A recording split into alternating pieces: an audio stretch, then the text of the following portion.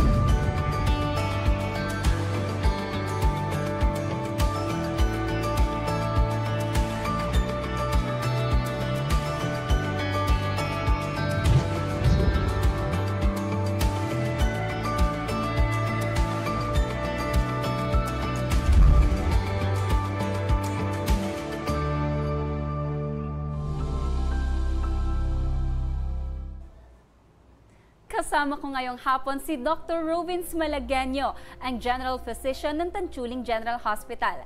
Magandang hapon po sa iyo, Doc. Magandang araw sa iyo, Rizal, at sa lahat ng mga live viewers at listeners ngayong hapon. And the live din tayong napapanood sa ating official Facebook accounts sa Tabang Ora mismo at Action Co Digital. At napapanood din tayo sa Congress TV tuwing Sabado at Linggo, alas 2 hanggang alas 3 ng hapon sa Congress TV Digital, Channel 13.2 sa Mega Manila, Channel 17.2 naman sa Albay, Camarines Sur at Camarines Norte, Channel 10 sa Masbate at sa mga gumagamit ng digital box. I-scan nyo lamang at hanapin ang Congress TV. At kung kayo ay may hinaing o nais mabigyang linaw patungkol sa inyong mga medikal na pangangailangan o sitwasyon, tutok lamang sa aming programa at maaari rin naman kayong mag-iwan ng inyong mga katanungan o komento sa ating live chat at aming bibigyan ito ng pansin. At isa na nga sa ating bibigyan pansin, ito Doc Malagueño, isang ginang mula sa Uwas Albay ang dumulog sa ating programa dahil sa kanyang bukol na iniinda. Ayon kay Evelyn Madara Morco, 43 taon na raw niya itong tinitiis. Ang kanyang panawagan, panoorin natin ito.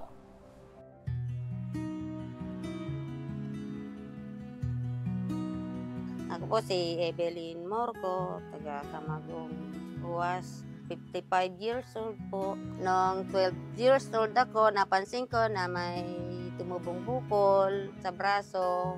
Kasing liit po ng butil ng mais, di ko lang siya pinapansin hanggang sa lumaki na siya ng lumaki. Di ko pinapansin kasi nagbabakasakali ako na matatanggal din siya, mawawala siya. Pero habang tumatagal, ayan, lumalaki siya. Hindi naman po siya sumasakit, kaya lang ang iniisip ko naman baka dumating ang panahon, sumakit siya, lumala siya. Paano na po? Wala po akong panggastos. 43 years na siyang ganito. Sirap ng buhay, hindi mapa-check up, hindi maano, kasi walang pera, walang maipagamot. Bilang isang nanay, iniisip yung sa mga pamilya, sa mga anak, kaysa sa pangsarili. Pagkasakali lang po ako na may makatulong sa akin. Timing naman po na may napasyal na mga Ako Bicol. Baka sakali pong matulungan nila ako, pa-check up man lang.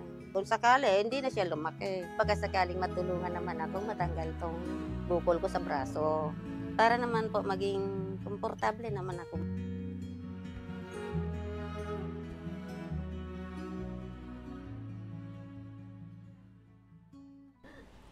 At kasama natin ngayon sa ating studio si Nanay Evelyn. Magandang hapon po sa iyo, Nanay Evelyn. Bakit ka po naiiyak?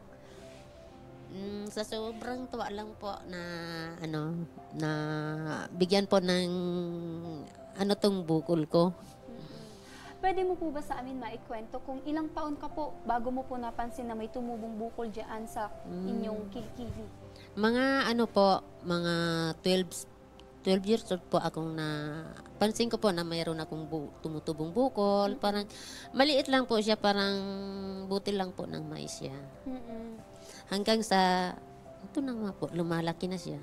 Di ko lang po siya pinapansin kasi parang, wala naman pong panggastos. Kaya, nahayaan na lang po. Nabanggit niyo po na bata ka pa po nung napansin niyo po itong bukol. Nabanggit niyo po ba ito sa inyong mga magulang? Opo. Nagpatingin po kayo sa doktor? Hindi na po. Kasi Bakit? ko nga po yung panggastos, mahirap lang po kami. Tapos yung mga magulang ko, wala naman pong... Kailan po ito Trabaho. nanay lumaki? Ngayong may asawa na po ako, lumalaki na siya. Paano ito nanay nagsimula sa tingin niyo po? May kwento po ba or may ginawa ka po ba? Wala po. Basta lang po siya tumubo. Opo. Gaano po siya kalaki nung unang tumubo? Parang yung mais ba, yung butil ba ng mais. Maliit lang. Opo. Ginamot mo po ba siya or may ginawa kang gamot para dyan? Wala. Wala ka pong ininom Wala. kahit na ano? Wala. Sa ngayon nanay, ano pong pinagkakaabalahan natin? Sa bahay, yung mga magtanim, mag-alaga ng mga hayop. Sa bahay po, yung mga gawaing bahay po. Gawaing Tapos yung bahay. apo ko po ngayon. Kamusta naman po ang buhay? Ito po, kahit pa paano, nakakaraos din. Nakaka-apekto po ba yung bukol ninyo sa pang-araw-araw po na inyong gawain? Hindi naman. Hindi naman. Hindi naman. Masakit po ba ito, Nay?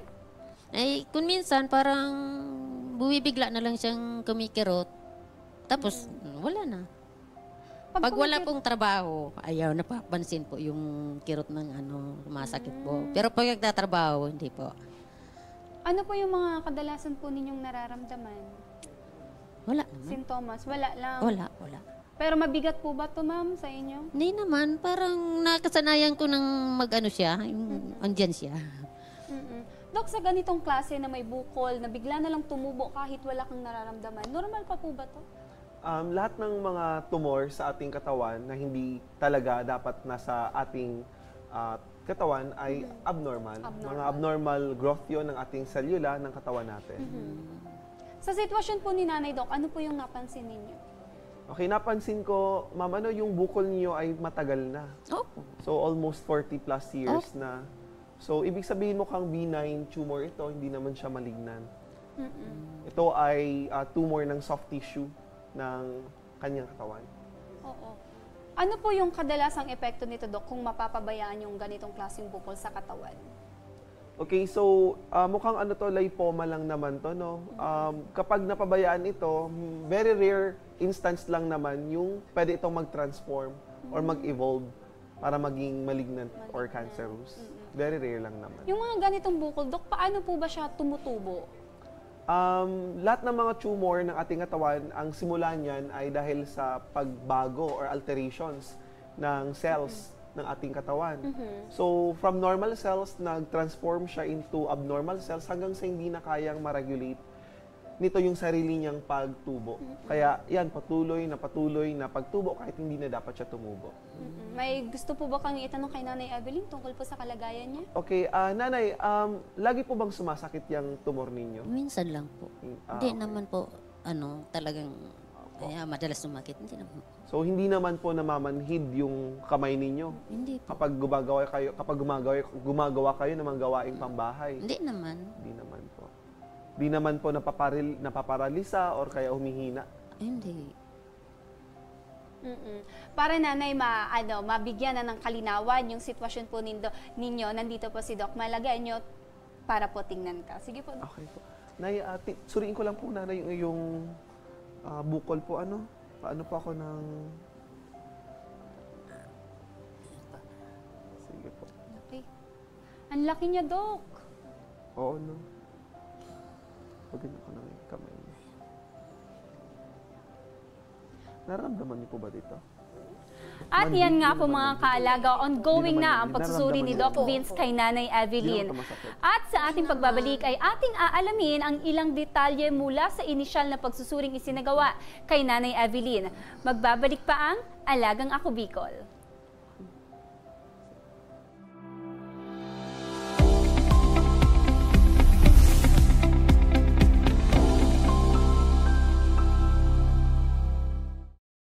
Marahin aldaw sa Indo Gabos.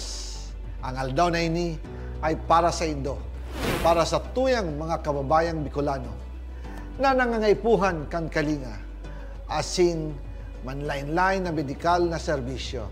Ini po ang satuyang dalan para makapaghatod kan serbisyo maski guraano ini karayo o karani ang saindong kinamumugtakan.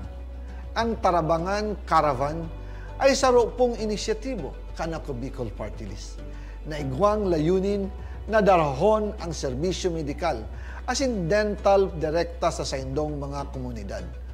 Aram po niya to na daigabos may kakayahan o pagkakataon na makaduman sa ospital o klinika. Kaya't kami na po ang nagrarani sa Indo. Kaibahan ang matitibay na doktor, dentista, medical personnel, asin mga volunteer kan Ako Bicol Party List. Libre po gabos ang serbisyo medikal, dental, laboratory, asin mga bulong. Wala po kamo na dapat ihadit sa gastusin taini ay para sa indong kalusugan. Kaiba taman po ang satuyang programa ang libreng gupit asin masahe para sa satuyang mga kababayan. Maliban digdi, may local recruitment activity man kitangunyan. Ini po sarong biyaya para sa satuyang mga kababayan na nag-aanap kitrabaho. Sana po ay makatabang ini sa Indo. Tangani, makaanap ki mga bagong oportunidad para sa indong pamilya. Mga kababayan, buya ko pong ipaabot sa Indo na ang Ako Bicol Party List permi yaon para sa Indo. Sadto ngunyan asin sa maabot. Kami po ay padagos paglilingkod sa bawat Bicolano. Kami po ay nagpapasalamat sa saindong padagos na suporta. Habang yaon ang suporta kan kada Bicolano sa Ako Bicol Party List, padagos po niya to dadarahon ang mga programa na direktang nakakapiktar asin nakakatabang sa saindong gabos. Sa giraray, dakulaw pasasalamat po sa indong pagtangkilig asin pagtitiwala naway padagos niya tong ipangadji ang mga kalusugan asin kaligtasan kang bawat saro. Padagos po kitang magtarabangan asin magkasararo para sa mas malusog asin masiglang Bicolandia. Dakulang salamat po asin maray na aldaw sa indong gabos.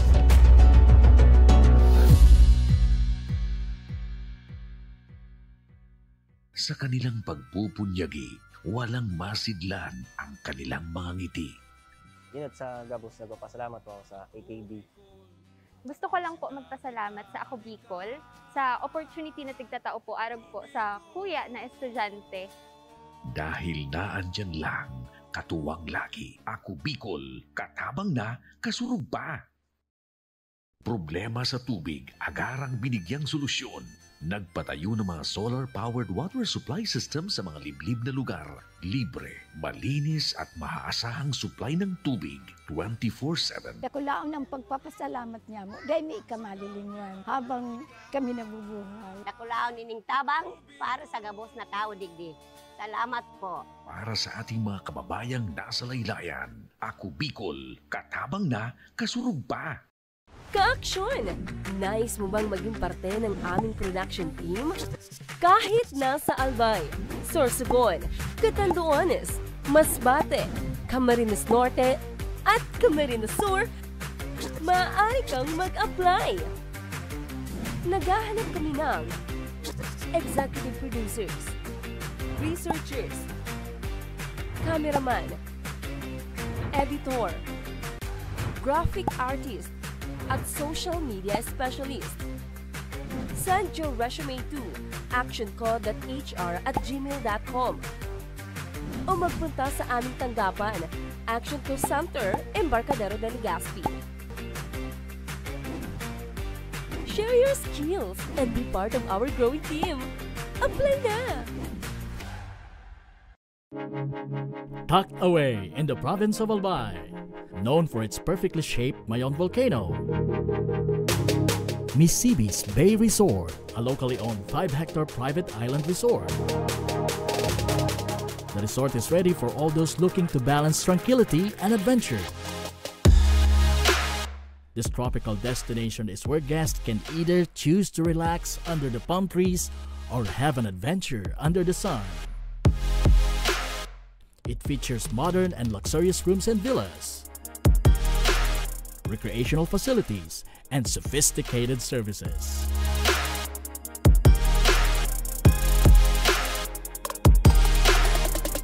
Come and experience Mississippi's Bay Resort, your tropical island getaway.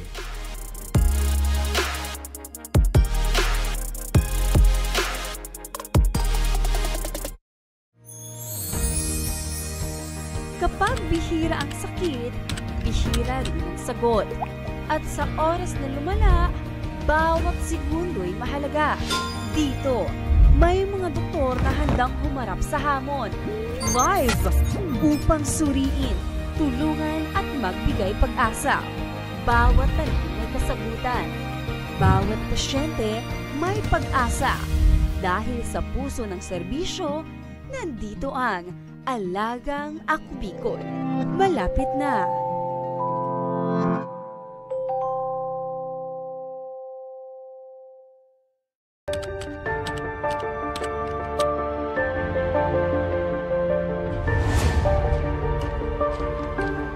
May problema ka bang legal o may tanong kang nais ikonsulta? Attorney, may problema po ako sa lupa. Biglaan lang po akong pinaalis sa inuupahan ko. Ano po ang dapat kong gawin? Huwag kang mag-alala. Ako ang iyong kasangga. Attorney Jill Bongalon po, sa ating bagong programa, bibigyan natin ng solusyon ang inyong mga problema.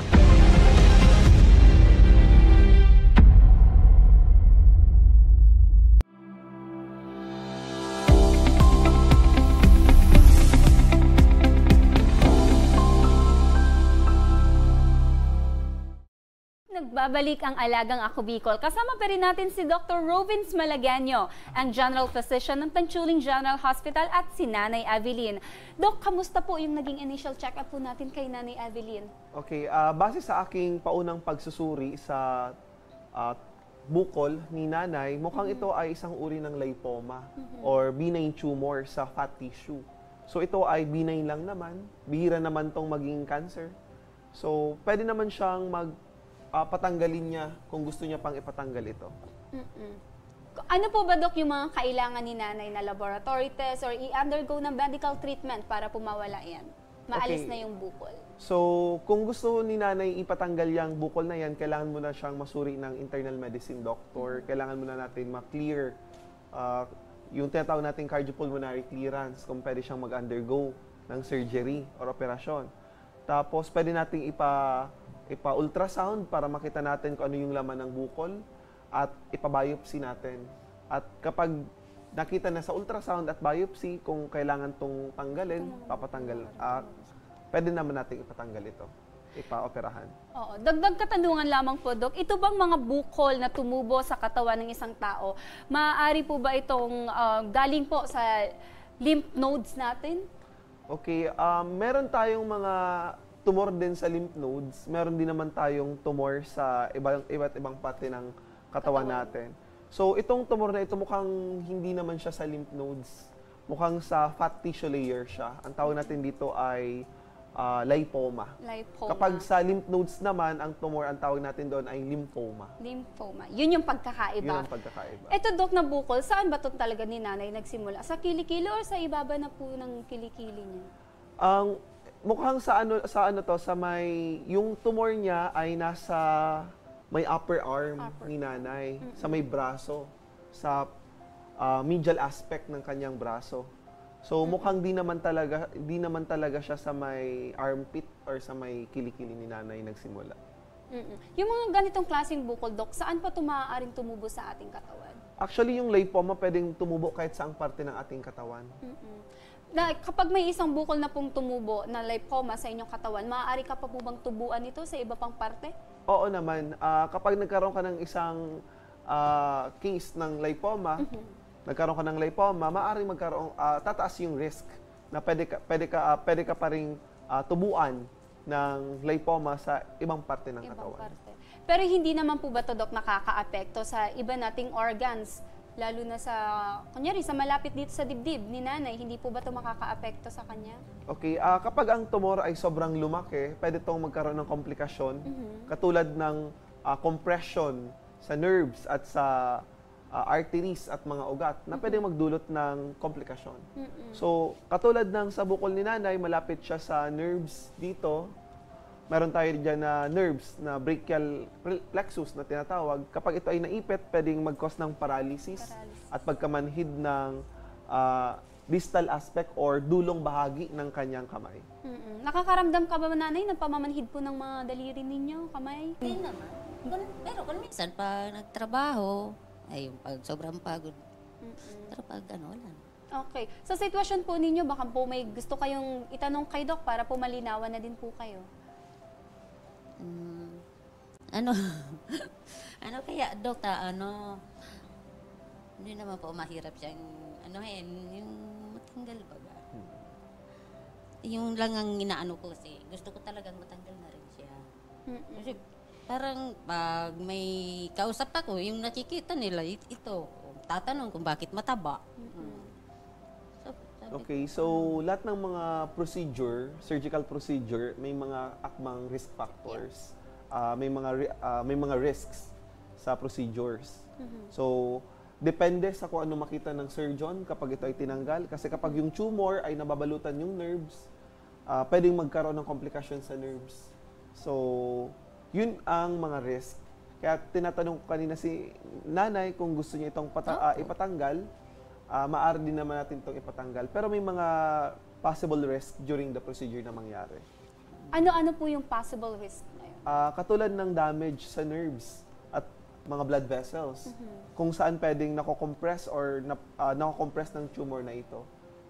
Pwedeng maipit yun or pwedeng masira, pwedeng maputol inadvertently or di sinasadyang pagkaputol ng mga nerves kapag inoperahan natin yung pasyente. Sapagkat kung makita natin yung tumor ni nanay ay malapit sa mga ugat, sa arteries at nerves na pwedeng mag-cause ng inadvertent damage sa mga nerves na ito kapag inopera natin yung pasyente. Kapag nangyari po yan, Doc, na sinasabi niyong risk, ano po yung posibleng mangyari kay nanay? Depende sa kung anong parte yung maapektuhan. Kapag yung nerves yung natamaan, pwedeng maparalisa yung kamay, maaaring maparalisa, pwedeng mamanhid. Kapag naman yung major arteries yung matamaan, pwedeng, pero bihira naman itong mangyari. Oo. Yung ganyang klase ng bukol, Doc, hindi na siya nadadaan sa gamot-gamot, no? Operasyon na po talaga yung dapat gawin. Oo. Rizel, tama yan. So usually lahat ng tumor, wala tayong pwedeng ibang gawin dyan, kundi operasyon. Tatanggalin natin. Oo. Para mag-undergo si nanay ng operasyon, Doc, paano po or ano po yung payo niyo po sa kanya or mga process na kailangan niyang i-undergo? Okay, so una, ipapa-ultrasound muna natin to para makita natin kung ano yung laman ng kanyang tumor. Pangalawa, i-undergo natin siya sa internal medicine clearance or CP clearance para makita kung siya ay pwedeng operahan. At pangalawa, idudulog natin siya sa surgeon para ito ay masuri at mapagplanuhan kung anong klaseng magandang procedure ang gawin para kay nanay. Sa ngayon, Doc, ano po yung maipapayo nyo kay nanay na paunang hakbang na gagawin niya? Okay, sa ngayon, relax ka muna dyan, nanay. Mag-relax ka, nanginginig sila, nakikita kasi ako. Relax ka muna, nanay. Okay, so kapag na ultrasound na yan at na CP clearance ka na, so, pwede na tayong magpa-konsulta sa surgeon para ito ay maoperahan. Yung ganyang klase ng bukol, Doc, okay lang ba siyang naiipit or kapag na hindi nakakahinga, kumbaga, or mas nakakapagpalala pa yun sa bukol? So, syempre kapag naipit ito, masakit, di ba? Masakit. So, pwedeng maipit, pwedeng mag-cause siya ng pain doon sa area. So, pag naipit ito. So, pwede naman siyang uminom ng mga pain relievers kapag ito ay sumasakit. Dok, sa proseso ng biopsy, may ilan sa ating mga kababayan na natatakot sa prosesong ito kasi daw may mga iba na prone daw ito sa cancer. Gaano po ito katotoo or haka-haka lamang ba ito? Actually, depende to sa klase ng tumor. Kapag ang tumor ay malignant or cancerous, kapag nasira yung kanyang boundary or yung kanyang barrier, pwedeng kumalat ito sa ibang pwede itong mas lumaki pa or mas kumalat sa ibang parte ng katawan. Kaya dapat kapag ito ay na-biopsy, dapat agad-agaran itong maoperahan agad. So saan ba, Doc, si nanay pwedeng magpa-opera at magpagamot at i-undergo lahat ng mga laboratory test na nabanggit po ninyo? Okay, madami tayong mga magagaling na surihano or surgeons dito sa Albay. Pwede siyang magpa-opera sa public hospital dito sa atin sa BRHMC at meron naman tayong mga surgeons na magaling din sa private hospitals, katulad ng sa Tanchuling. Tanchuling, naintindihan po ba yun, nanay? Opo. Handa po ba kayo sa prosesong ating pagdadaanan? Hindi ko pa po sure kasi parang ninenervous po kasi ako pag saka di ko maano kung anong lalabas ng pagka-operasyon ko. Dok, may dapat ba si nanay ikatakot if ever mag-undergo siya ng operasyon sa sitwasyon ng bukol niya ngayon? Yun nga yung sinasabi ko kanina kay nanay, kung ito ay naka-apekto na sa kanya pang-araw-araw na gawain or activity of daily living, sa kanyang trabaho, kung ito ay nag-cause na ng discomfort sa kanya, maaari itong ipa-opera niya. Pero kung siya ay merong takot or anxiety sa maaring komplikasyon, nasa kanya yun kung ipapaalis niya pa ito or ipapatanggal niya pa ito o hindi. Sa sitwasyon po ngayon ni Nanay Evelyn at ng bukol niya, ano po yung payo niyo sa kanya? Ang payo kay nanay ay iwasan mo na ma'am yung stress. Huwag ka munang matakot sa tumor mong yan. Kasi binain lang naman yan. Kasi nabanggit mo kasi kanina, ilang taon nang ganyan na siya, hindi naman siya lumalaki na. So, di naman siya masyadong naka-apekto sa yung pang-araw-araw na gawain. So, hindi naman po siya, Dok, nangangailangan ng agarang operasyon? Oo. Hindi naman siya emergency procedure. Ang ating gagawin ay isang elective procedure. Kapag sabing elective, optional. So, nasa kanyang desisyon kung ipapatanggal or hindi. Kapag hindi niya ito ipinatanggal, itong tumor na ito, hindi naman siya nakakamatay. Kanina nabanggit niyo yung stress, napayo niyo kay nanay. Ito bang stress, Dok, kadalasan talaga? Ito ba yung sanhi ng pagkakaroon ng bukol sa katawan? Actually, ang stress, isa lamang siya sa mga risk factors ng tumor growth.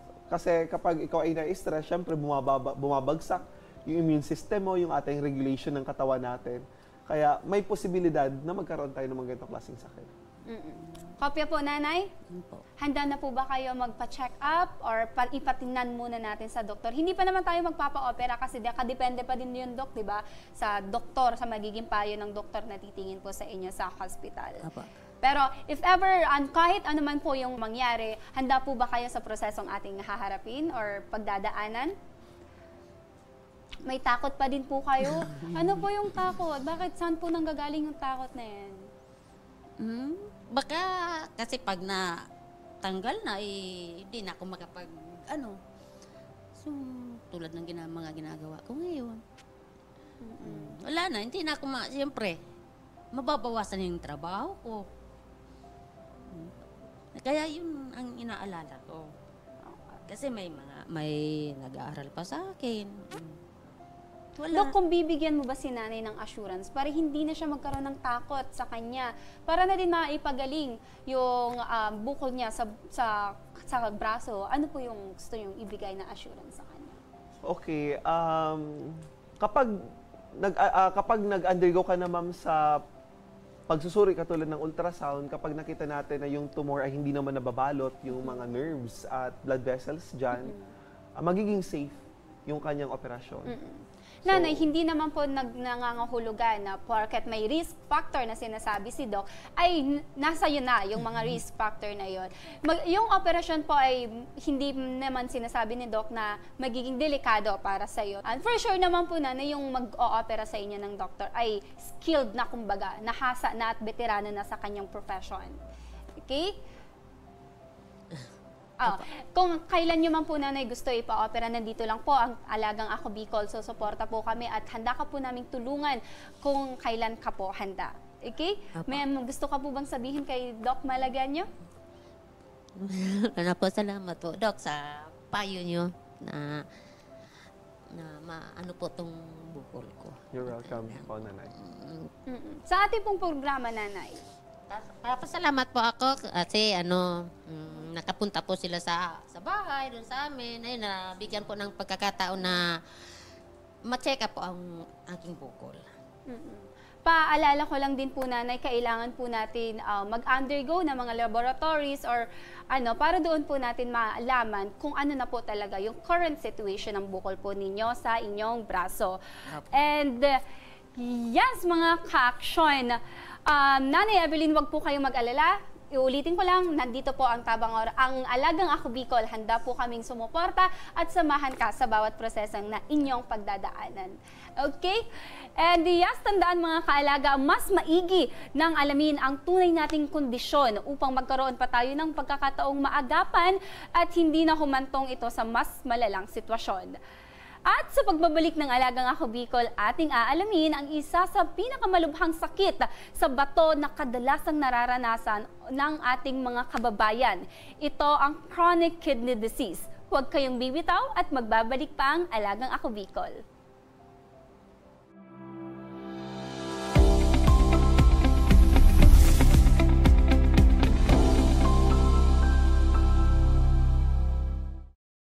Marahin aldaw sa Indogabos. Ang aldaw na ini ay para sa Indo, para sa tuyang mga kababayang Bicolano na nangangaipuhan kan kalinga, asin manlain-lain na medikal na serbisyo. Ini po ang sa tuyang dalan para makapalhatod kan serbisyo maski guraano ini karayo o karani ang sa Indong kinamumugtakan.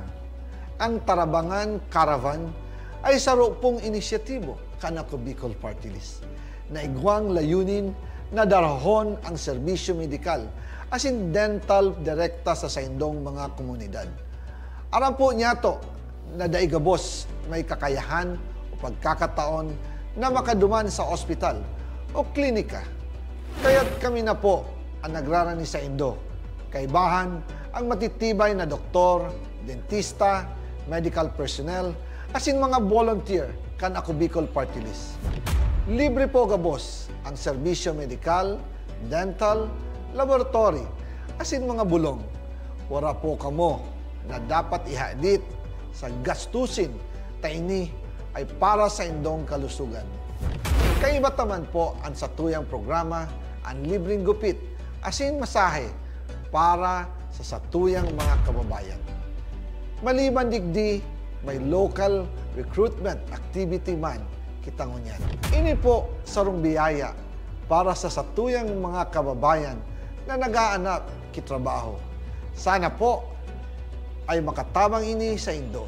Tangani, makaanap ki mga bagong oportunidad para sa indong pamilya. Mga kababayan, buya ko pong ipaabot sa Indo na Ako Bicol Party List permi yaon para sa Indo. Sadto ngunyan asin sa maabot. Kami po ay padagos paglilingkod sa bawat Bicolano. Kami po ay nagpapasalamat sa saindong padagos na suporta. Habang yaon ang suporta kan kada Bicolano sa Ako Bicol Party List, padagos po niya to dadarahon ang mga programa na direktang nakakapiktar asin nakakatabang sa Indogabos. Sa giraray, dakulaw pasasalamat po sa indong pagtangkilig asin pagtitiwala naway padagos niya tong ipangadji ang mga kalusugan asin kaligtasan kang bawat saro. Padagos po kitang magtarabangan asin magkasararo para sa mas malusog asin masiglang Bicolandia. Nakulang salamat po asin maray na aldaw sa Indogabos.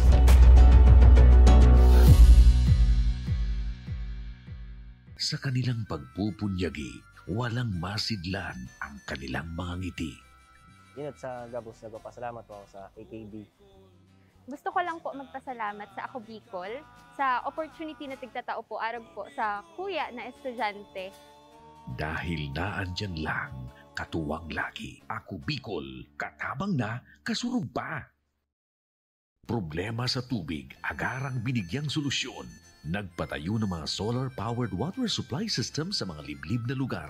Libre, malinis at maaasahang supply ng tubig 24/7. Ako laon ang pagpapasalamat niya mo. Dahil may ikamalilinwan habang kami nabubuhay. Ako laon nining tabang para sa gabos na tao digdi.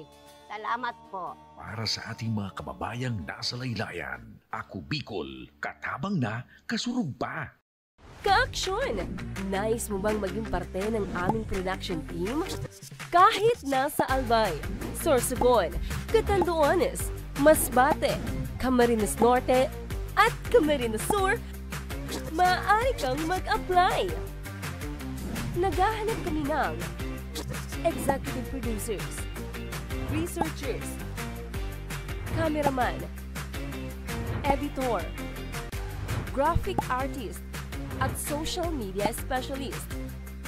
Send your resume to actionco.hr@gmail.com o magpunta sa aming tanggapan, Action Co Center, Embarcadero de Legazpi. Share your skills and be part of our growing team. Apply na! Tucked away in the province of Albay, known for its perfectly shaped Mayon volcano, Misibis Bay Resort, a locally owned 5-hectare private island resort. The resort is ready for all those looking to balance tranquility and adventure. This tropical destination is where guests can either choose to relax under the palm trees or have an adventure under the sun. It features modern and luxurious rooms and villas, recreational facilities, and sophisticated services.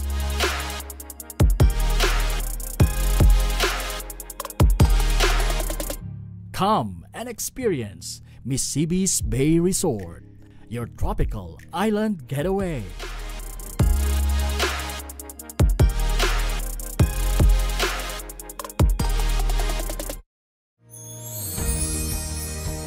Kapag bihira ang sakit, bihira rin ang sagot. At sa oras na lumala, bawat segundo'y mahalaga. Dito, may mga doktor na handang humarap sa hamon. Live upang suriin, tulungan at magbigay pag-asa. Bawat tanong may kasagutan. Bawat pasyente may pag-asa.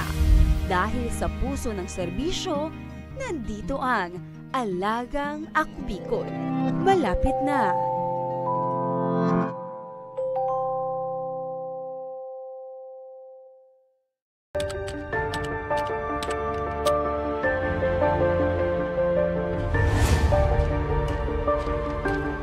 May problema ka bang legal o may tanong kang nais ikonsulta?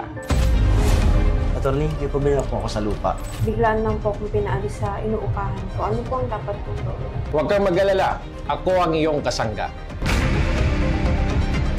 Attorney Jill Bongalon po, sa ating bagong programa, bibigyan natin ng solusyon ang inyong mga problema.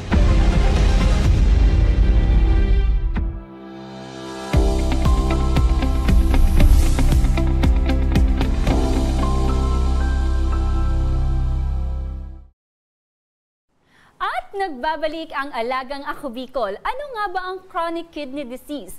Ano-ano ang mga sintomas na ating maaaring bantayan upang maiwasan ang malubhang sakit na ito? Sabay-sabay nating alamin sa report ni Camille Gonzalez. Panoorin natin ito.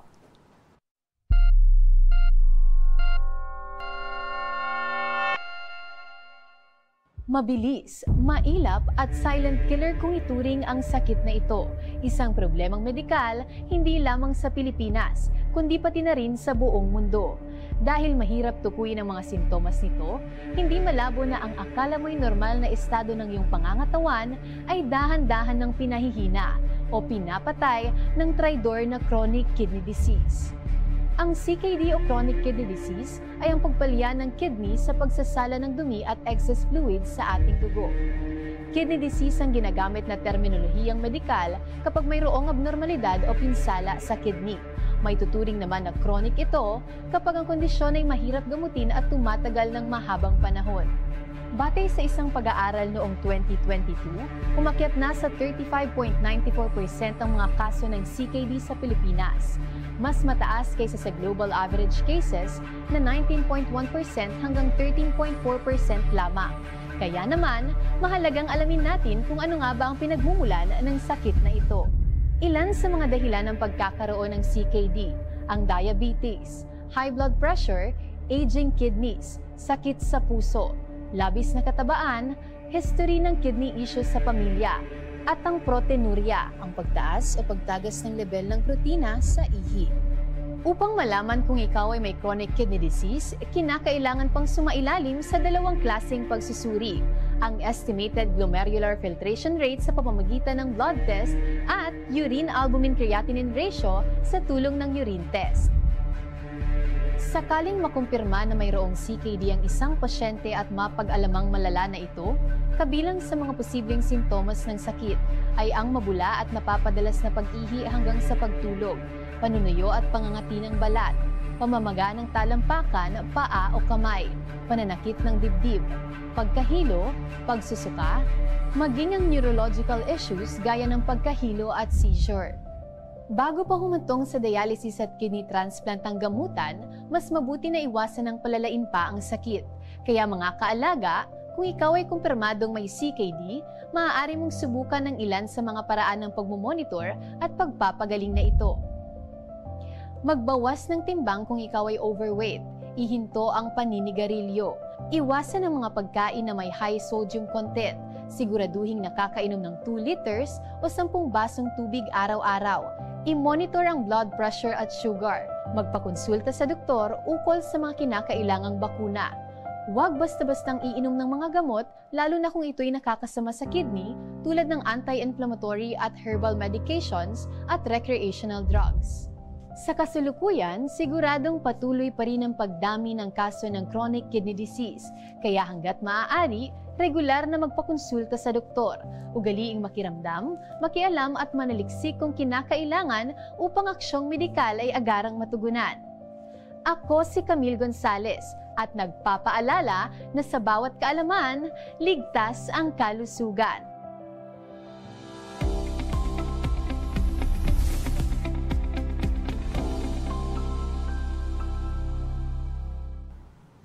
At kasama pa rin natin si Doc Vince Malagueño.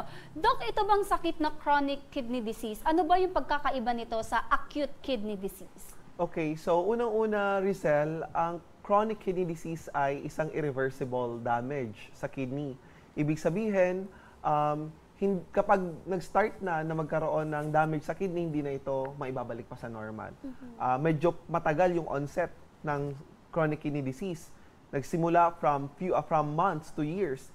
Samantalang acute kidney injury naman ay reversible. Ibig sabihin, kapag nawala yung risk factors or yung cause ng pagkasira ng kidney, babalik ulit sa normal na function ng kidney. So sa madaling salita, pag nagkaroon ng isang tao ng chronic kidney disease, ay malabo na itong gumaling mula sa sakit na ito. Tama po ba, Dok? Maaring tama. Kasi ang chronic kidney disease kapag nasa first stage pa lang ito, may chances or probability na maibalik pa rin sa normal ang kidney function. Pero kapag ito ay nasa late stage na, malabo na maibalik sa normal na function ng kidney. Nabanggit niyo po, Dok, yung stages ng chronic kidney disease. Ilang stages ba meron itong chronic kidney disease? Sa ngayon, meron tayong 5 stages ng chronic kidney disease. Stage 1, Stage 2, Stage 3A, 3B, Stage 4, and Stage 5. Yung pinakamalala doon ay yung Stage 5 na. Yes, tama ka, Rizel, Stage 5. Subject for operation na po ba itong sakit na ito kapag nagkaroon ng chronic kidney disease? Operasyon?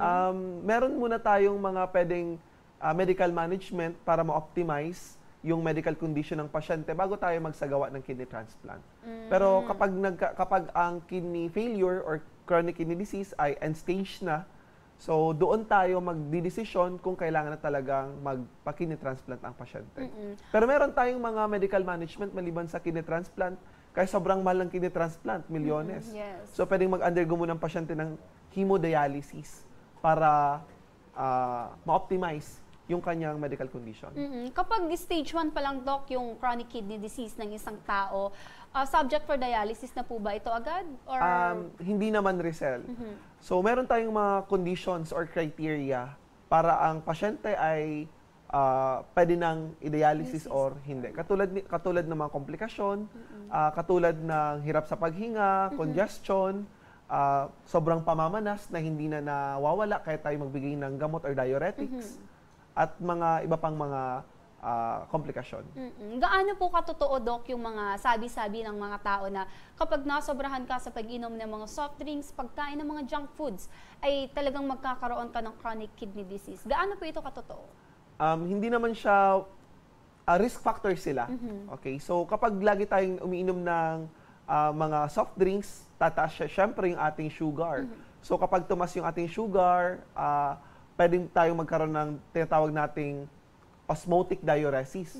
So madi-dehydrate tayo because of osmotic diuresis, and ang dehydration ay risk factor sa kidney disease. At sa chicherya naman, kapag tayo laging kumakain ng chicherya, hindi tayo masyadong umiinom ng tubig, ang nangyari ay nagkakaroon tayo ng overload ng sodium or mga chemical sa ating kidney. At itong sodium overload na to sa kidney ay pwedeng mag-cause ng kidney damage. Kidney damage. Sino-sino po ba, Doc, yung mga prone sa sakit na to? Ang mga may risk factors na magkaroon ng kidney failure or chronic kidney disease. Sa chronic kidney disease, ang number 1 cause dyan, we have your diabetes tsaka hypertension. So yung mga pasyenteng diabetic at hypertensive, sila yung usually na nagkakaroon ng chronic kidney disease. Kapag may chronic kidney disease po ba ang isang tao, visible yung mga sintomas nito, Doc, or hindi? Oo. Meron tayong mga makikitang mga simptomas or senyales sa katawan ng pasyente. Lalo na kapag ito ay nasa late stage na ng kidney. Unang-una, namumutla sila sapagkat yung ating red blood cells ay nakadepende yon sa function ng kidney. Kasi yung kidney natin ay nagpo-produce ng hormone ng tinatawag natin na erythropoietin, na siya yung nag-stimulate na mag-produce ang ating bone marrow ng red blood cells. So kapag meron tayong chronic kidney failure or chronic kidney disease, yung kidney ay hindi nakapag-produce ng akmang erythropoietin, kaya ang pasyente ay number 1, namumutla, babagsak yung hemoglobin. Pangalawa, pwedeng mangitim yung pasyente dahil sa deposition ng mga waste products sa skin. Na itong waste products ay dapat matanggal ng kidney. Ngayong sira na yung kidney, itong mga waste products na ito, katulad ng urea, ay nag-accumulate sa skin. Kaya makita natin siya sa skin. Gaano po ba kahalaga sa katawan ng tao ang organ na kidney? Okay, so ang kidney ay essential organ, vital organ ito. So kapag wala tayong kidney or sira yung kidney, mamamatay tayo. Pero dalawa, di ba, ang kidney ng isang tao? Pero okay lang ba na isa lang yung kidney ng isang tao?